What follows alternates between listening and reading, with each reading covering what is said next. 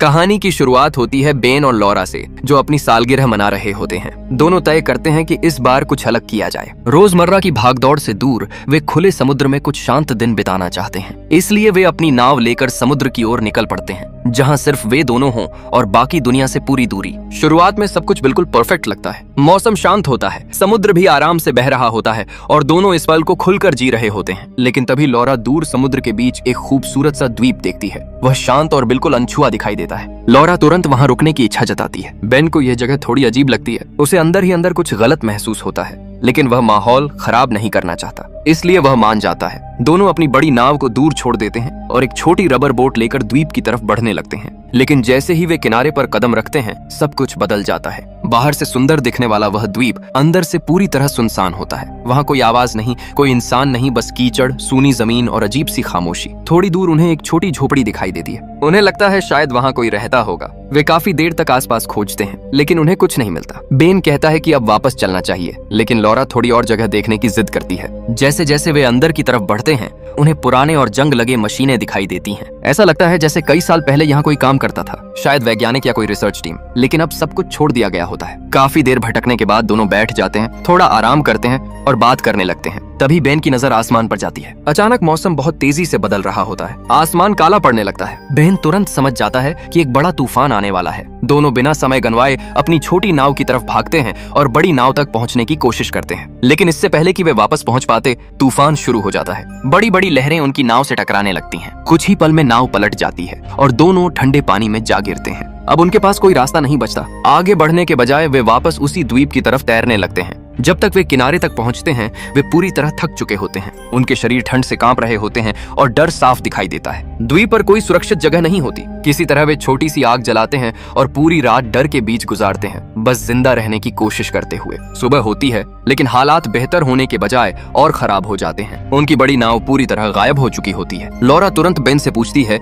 कि क्या उसने नाव सही तरीके से बांधी नहीं थी, लेकिन बेन को पूरा यकीन होता है कि उसने सब ठीक किया था। दोनों समझ जाते हैं कि तूफान उनकी नाव को बहाकर ले गया। उम्मीद में वे द्वीप की सबसे ऊंची जगह पर चढ़ते हैं ताकि शायद दूर कहीं नाव दिखाई दे जाए, लेकिन चारों तरफ सिर्फ समुद्र होता है। कहीं कुछ नजर नहीं आता। तभी उन्हें सच का एहसास होता है। वे इस द्वीप पर पूरी तरह फंस चुके हैं। आसपास कोई नहीं, मदद का कोई रास्ता नहीं। और तभी एक और बुरी खबर सामने आती है। उनकी छोटी नाव का ईंधन भी खत्म हो चुका होता है। इसका मतलब अगर वे यहाँ से निकलने की कोशिश भी करें तो उन्हें चप्पू चलाकर जाना होगा। लेकिन दूरी इतनी ज्यादा होती है कि यह लगभग नामुमकिन लगता है। सबसे पहले लॉरा इस सच्चाई को समझती है। वह बेन से कहती है कि ऐसे समुद्र में निकलना मौत को बुलाने जैसा होगा।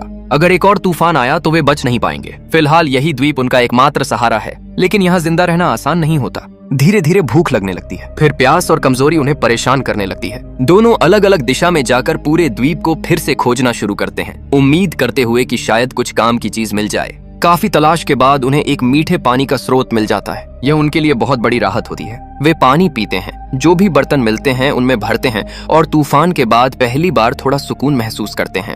लेकिन सिर्फ पानी काफी नहीं होता, उन्हें खाने की भी जरूरत होती है। रात के समय वे मजबूरी में पत्ते खाकर पेट भरने की कोशिश करते हैं। उनके पास न फोन होता है, न रेडियो और न ही किसी से संपर्क करने का कोई तरीका।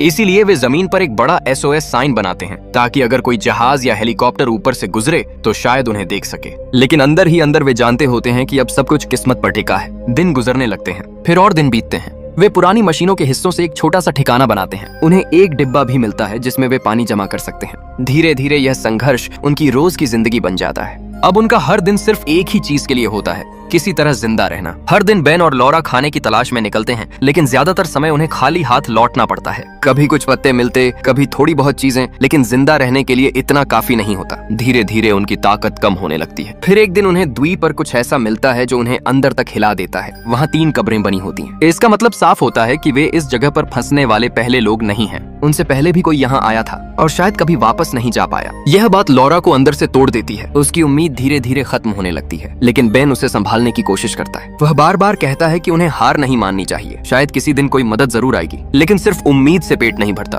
कई दिनों तक सही खाना न मिलने की वजह से लॉरा की हालत बिगड़ने लगती है। कमजोरी इतनी बढ़ जाती है कि एक दिन वह अचानक गिर पड़ती है। बेन उसे उठाकर वापस उनके छोटे से ठिकाने तक लाता है। वह खुद को पूरी तरह बेबस महसूस करता है। अगली सुबह जब लॉरा की आंख खुलती है तो उसके अंदर कुछ बदल चुका होता है। वह साफ कहती है कि अब वे सिर्फ किसी के आने का इंतजार नहीं कर सकते। अगर जिंदा रहना है तो खुद कुछ करना पड़ेगा। यहीं से उनका संघर्ष और कठिन हो जाता है। लॉरा लकड़ियां उठाती है और उन्हें तेज बनाना शुरू करती है। अब वे शिकार करने वाले हैं। कुछ समय बाद दोनों अपनी छोटी नाव लेकर द्वीप के दूसरे हिस्से की तरफ जाते हैं। तभी उन्हें एक ऐसी चीज दिखाई देती है जो उन्होंने बहुत समय से नहीं देखी होती, जिंदगी। वहाँ पेंगुइनों का एक झुंड होता है। लॉरा उन्हें देखकर कुछ पल के लिए रुक जाती है। उसकी आंखों में राहत भी होती है और दर्द भी। वह समझ जाती है कि अब क्या करना पड़ेगा। उसने कभी किसी जानवर को नहीं मारा था। उसने शायद कभी सोचा भी नहीं था कि उसे ऐसा करना पड़ेगा। लेकिन अब हालात अलग होते हैं। यह सिर्फ खाना नहीं बल्कि जिंदा रहने की लड़ाई होती है। भारी मन और आंखों में आंसू लिए वे शिकार करते हैं और कई दिनों बाद पहली बार उन्हें ठीक से खाना मिलता है। धीरे धीरे उनकी जिंदगी थोड़ी संभलने लगती है। उनके पास पानी होता है, खाना होता है और अब वे इस जगह पर जीना सीख चुके होते हैं। लेकिन एक चीज अब भी उनके पास नहीं होती,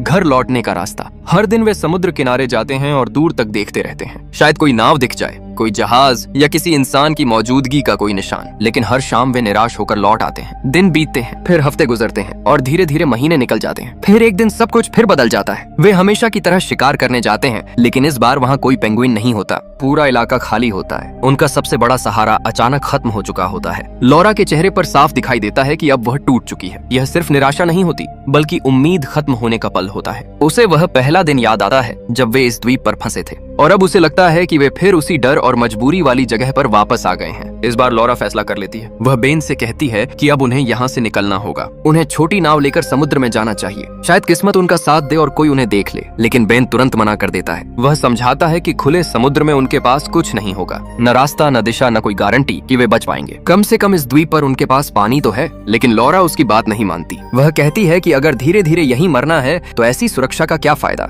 यहीं से दोनों के बीच तनाव बढ़ने लगता है। रात के समय उनकी बहस जारी रहती है। तभी अचानक दूर समुद्र में एक रोशनी दिखाई देती है। दोनों तुरंत बाहर भागते हैं। उन्हें समझ आता है कि वह एक जहाज है, एक असली जहाज। उस पल उनकी सारी थकान और डर गायब हो जाता है। वे किनारे की तरफ दौड़ते हैं, जोर जोर से चिल्लाते हैं, हाथ हिलाते हैं, हर कोशिश करते हैं कि जहाज उन्हें देख ले। लेकिन दूरी बहुत ज्यादा होती है, कोई भी उनकी आवाज नहीं सुन पाता। जहाज धीरे धीरे दूर जाता रहता है और तभी हालात अचानक और गंभीर हो जाते हैं। बेन उस जहाज को देखता है और समझ जाता है कि शायद यही उनका आखिरी मौका है। वह बिना ज्यादा सोचे छोटी नाव की तरफ भागता है। जितना थोड़ा बहुत ईंधन बचा होता है वह सब नाव में डाल देता है। फिर इंजन चालू करके सीधे जहाज की तरफ निकल पड़ता है। लॉरा घबरा जाती है। वह उसे रोकने की कोशिश करती है, चिल्लाकर कहती है कि इतना ईंधन काफी नहीं होगा, वह बीच समुद्र में फंस जाएगा। लेकिन बेन कुछ नहीं सुनता। उसके दिमाग में सिर्फ एक बात होती है, अगर अभी कोशिश नहीं की तो शायद फिर कभी मौका नहीं मिलेगा। और फिर वह अंधेरे समुद्र में दूर निकल जाता है। लॉरा किनारे पर खड़ी बस उसे जाते हुए देखती रहती है। वह कुछ नहीं कर सकती। समय गुजरता है और वही होता है जिसका डर लॉरा को था। बीच समुद्र में नाव का ईंधन खत्म हो जाता है। नाव रुक जाती है। बेन जहाज के करीब तो होता है लेकिन इतना नहीं कि कोई उसे देख सके। जहाज धीरे धीरे आगे बढ़ जाता है और उसी के साथ उनकी उम्मीद भी दूर चली जाती है। द्वीप पर लॉरा उसका इंतजार करती रहती है। एक दिन गुजरता है, फिर दूसरा, लेकिन बेन वापस नहीं आता। धीरे धीरे उसे सच समझ आने लगता है, शायद बेन अब कभी लौट कर नहीं आएगा। यह सोच उसे अंदर से तोड़ देती है। अब वह सच में अकेली रह जाती है। लेकिन इसके बावजूद वह हार नहीं मानती। वह जानती है कि अगर अब उसने उम्मीद छोड़ दी तो सब खत्म हो जाएगा। कुछ और दिन गुजरते हैं। फिर एक सुबह अचानक दरवाजे पर दस्तक होती है। पहले तो लॉरा को यकीन ही नहीं होता। वह धीरे से दरवाजा खोलती है और सामने बेन खड़ा होता है। वह जिंदा होता है लेकिन बहुत बुरी हालत में। उसका शरीर घावों से भरा होता है। उसका पैर बुरी तरह घायल हो चुका होता है। लॉरा उसे देखकर हैरान रह जाती है। बेन दर्द में उसे बताता है कि वह जहाज तक कभी नहीं पहुंच पाया। ईंधन खत्म होने के बाद समुद्र की लहरों ने उसे चट्टानों से टकरा दिया। नाव टूट गई और उसका पैर बुरी तरह जख्मी हो गया। लेकिन उसने हार नहीं मानी। पूरे 4 दिन तक वह खुद को घसीटता रहा, कभी रेंगकर, कभी रुककर, लेकिन किसी तरह वह वापस लौट आया। अब उसकी हालत बहुत गंभीर होती है। उसका पैर लगातार खून बहा रहा होता है। कोई डॉक्टर नहीं, कोई दवाई नहीं। ऐसे में लॉरा को खुद कुछ करना पड़ता है। वह हिम्मत जुटाती है और उसके घाव को खुद सिलने का फैसला करती है। दर्द इतना ज्यादा होता है कि बेन तुरंत बेहोश हो जाता है। यहीं से सब कुछ फिर बदल जाता है। अब बेन की जिंदगी पूरी तरह लॉरा के हाथों में होती है। लॉरा रोज उसकी देखभाल करती है, खाना ढूंढती है, पानी लाती है और उसे जिंदा रखने की पूरी कोशिश करती है। धीरे धीरे बेन की हालत सुधरने लगती है। समय बीतता रहता है। 1 महीने से भी ज्यादा गुजर जाता है। वे अब भी उसी द्वीप पर फंसे होते हैं। अब भी जिंदा रहने की लड़ाई लड़ रहे होते हैं। लेकिन तभी एक नया खतरा सामने आता है। सर्दी का मौसम शुरू हो जाता है। हवा बेहद ठंडी हो जाती है। पूरा द्वीप जमने लगता है। लॉरा समझ जाती है कि अगर वे यहाँ और रुके तो ठंड उन्हें खत्म कर देगी। इसलिए वह फैसला करती है कि अब यहाँ से निकलना होगा। लेकिन बेन अब भी बहुत कमजोर होता है। वह कहता है कि वह इतना लंबा सफर नहीं कर पाएगा। लॉरा उससे बहस नहीं करती, क्योंकि अंदर ही अंदर वह पहले ही फैसला कर चुकी होती है। लॉरा समझ चुकी होती है कि अब इंतजार करने से कुछ नहीं बदलेगा, इसलिए वह अकेले जाने का फैसला करती है। वह चुपचाप तैयारी करने लगती है, क्योंकि उसे पता होता है कि शायद यह उसकी आखिरी कोशिश हो सकती है। वह जितना थोड़ा बहुत खाना और पानी बचा होता है उसे इकट्ठा करती है। कुछ सामान बेन के लिए छोड़ देती है ताकि उसके पास भी जिंदा रहने का सहारा रहे। फिर बिना किसी शोर के, बिना कुछ कहे वह अकेली निकल पड़ती है। उसके पास कोई साफ रास्ता नहीं होता, न ही यह भरोसा कि उसे मदद मिलेगी। बस एक ही मकसद होता है, किसी तरह मदद ढूंढनी है। लेकिन सफर शुरू होते ही मुश्किलें सामने आने लगती हैं। ठंड बेहद खतरनाक होती है। हर कदम के साथ उसका शरीर कमजोर पड़ने लगता है। पहला दिन गुजर जाता है, लेकिन उसे कुछ नहीं मिलता। दूसरा दिन भी बीत जाता है, फिर भी कोई उम्मीद नजर नहीं आती। तीसरे दिन तक उसकी हालत बहुत खराब हो चुकी होती है। वह पूरी तरह थक जाती है। उसका शरीर अब पूरी तरह जवाब देने लगता है। एक वक्त पर वह बर्फ में गिर जाती है और हिल भी नहीं पाती। ऐसा लगता है जैसे अब सब खत्म हो गया है। वह वहीं लेटी रहती है, बस खाली नजरों से आसमान देखती है, मानो अब आगे कुछ बचा ही नहीं। लेकिन तभी उसके दिमाग में एक बात आती है, अगर वह यहाँ मर गई तो बेन भी नहीं बचेगा। यही सोच उसे वापस खींच लाती है। वह अपनी बची हुई आखिरी ताकत इकट्ठा करती है और किसी तरह खुद को उठाती है। फिर कदम दर कदम बहुत मुश्किल से आगे बढ़ने लगती है। शरीर टूट रहा होता है, लेकिन वह रुकती नहीं। और फिर दूर उसे कुछ दिखाई देता है, एक छोटा सा लाल रंग का भवन। पहले तो उसे यकीन ही नहीं होता, लेकिन जैसे जैसे वह करीब जाती है साफ हो जाता है कि वह एक रिसर्च स्टेशन है। वह आखिरी ताकत लगाकर अंदर भागती है, लेकिन वहाँ कोई नहीं होता, सिर्फ खामोशी होती है। एक पल के लिए उसे लगता है जैसे यह भी कोई मजाक हो, लेकिन फिर उसकी नजर चारों तरफ जाती है। वहाँ खाना, गर्म कपड़े, बिस्तर, कंबल और हीटर होता है, यानी हर वो चीज जो उन्हें इतने दिनों से चाहिए थी।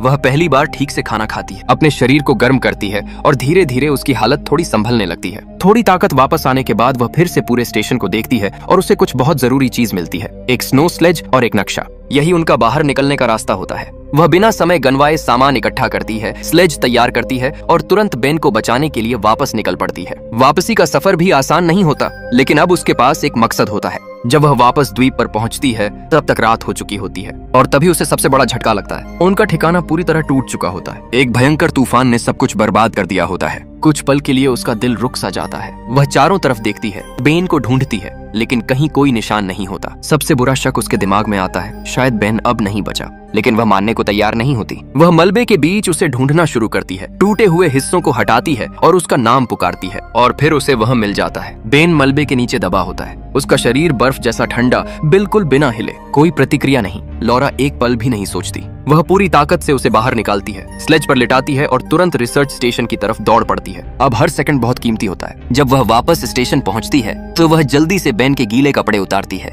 हीटर चालू करती है, उसे गर्म कपड़ों में लपेटती है और बस इंतजार करती है। सेकंड मिनट जैसे लगते हैं और मिनट घंटों जैसे, लेकिन धीरे धीरे बेन के शरीर में हलचल शुरू होती है, उसमें जान वापस आने लगती है और फिर वह अपनी आंखें खोलता है, जिंदा। बेन चारों तरफ देखता है, उसे कुछ समझ नहीं आता। गर्मी, खाना, सुरक्षित जगह, सब कुछ उसे सपने जैसा लगता है। लेकिन लॉरा उसे गले लगा लेती है और कहती है कि यह सच है, अब वे सुरक्षित हैं। पहली बार इतने लंबे समय बाद उनके पास एक सुरक्षित जगह होती है, गर्माहट होती है, खाना होता है और सबसे बड़ी बात, अब उन्हें हर पल जिंदा रहने की जंग नहीं लड़नी पड़ती। वे मुस्कुराते हैं, यहाँ तक कि थोड़ा हंसते भी हैं, क्योंकि उन्होंने हर मुश्किल को पार कर लिया होता है। कुछ शांत दिन बीतते हैं और फिर वह पल आता है जिसका वे इतने समय से इंतजार कर रहे थे, एक जहाज। लेकिन इस बार वह गुजरता नहीं है, वह सीधे स्टेशन पर आता है। एक रेस्क्यू टीम वहां पहुंचती है और आखिरकार वे दोनों बचा लिए जाते हैं। हर वो पल जब लगा था कि अब सब खत्म हो जाएगा, उन्होंने साथ मिलकर उसे पार कर लिया। और इसी एहसास के साथ कहानी खत्म होती है कि चाहे हालात कितने भी मुश्किल क्यों न हो, अगर इंसान हार न माने तो बचने का रास्ता हमेशा कहीं न कहीं मिल ही जाता है।